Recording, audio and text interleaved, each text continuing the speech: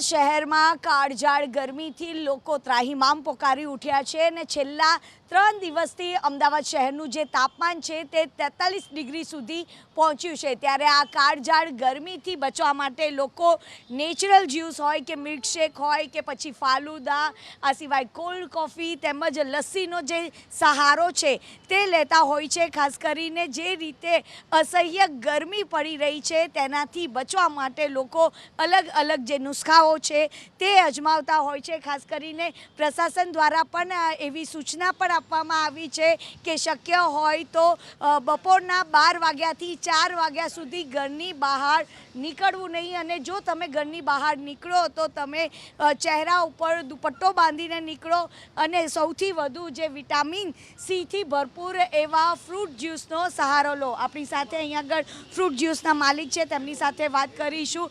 ભાઈ, અત્યારે અસહ્ય ગરમીની વચ્ચે લોકો સૌથી વધારે શું લેતા હોય છે? સૌથી વધુ તે તમારા मैंगो है, मिल्कशेक में चीकू है, मौसम्बी है, पाइनएप्पल, ग्रेप, फालसा, ये चीज़ ठंडे है, ये चीज़ ज़्यादा यूज़ करते हैं। और लस्सी है फिर।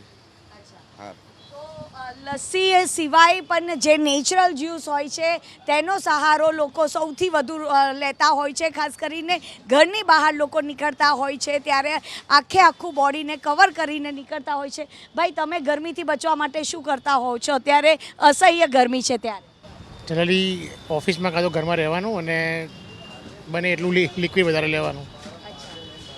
તો બોડી ડિહાઇડ્રેટ ના થાય તેના માટે જ લોકો અહીંયા આગળ આવતા હોય છે અને જ્યુસીસનો જે સહારો છે તે લઈ રહ્યા છે। કેમેરામેન પિયુષ લેવા સાથે રાજલ બારોટ, ABP અસ્મિતા, અમદાવાદ।